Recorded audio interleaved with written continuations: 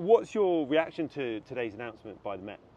Well, it's an important announcement because it demonstrates that they are on track to hand their files over to the Crown Prosecution Service by the end of September and have charging decisions by the 10th anniversary. Of course, we all know this has taken far too long to get to this moment, but we've got one shot to get it right, and I think this will give some reassurance that at least they're going to keep to what the timeline that they committed to.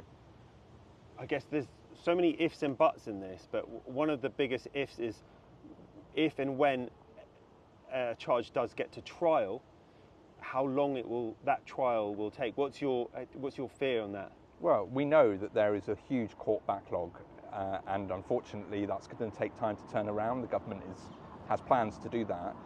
I've written to the Courts Minister today to ask her to make sure that this is prioritised. Now, of course, politicians sit separately from the judiciary, and the judiciary make decisions about listings.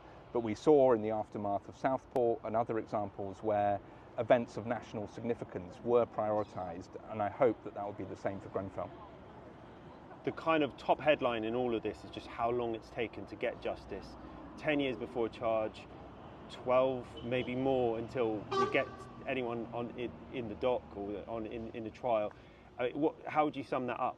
Well, it's agonising. Of course it is. I mean, I've been the Member of Parliament for the area since 2024. There were several previous MPs who were also pushing really hard for truth, justice and change, and we know it hasn't been fast enough.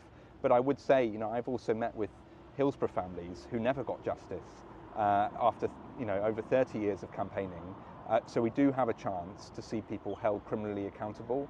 I'm reassured that organisations as well as individuals will be put to the CPS, because I know that's something bereaved and survivors really cared about, that the corporations wouldn't be let off the hook. And now, of course, we have to trust in the system, but that doesn't mean that we can't keep the pressure up, and that's what I'll be seeking to do in Parliament.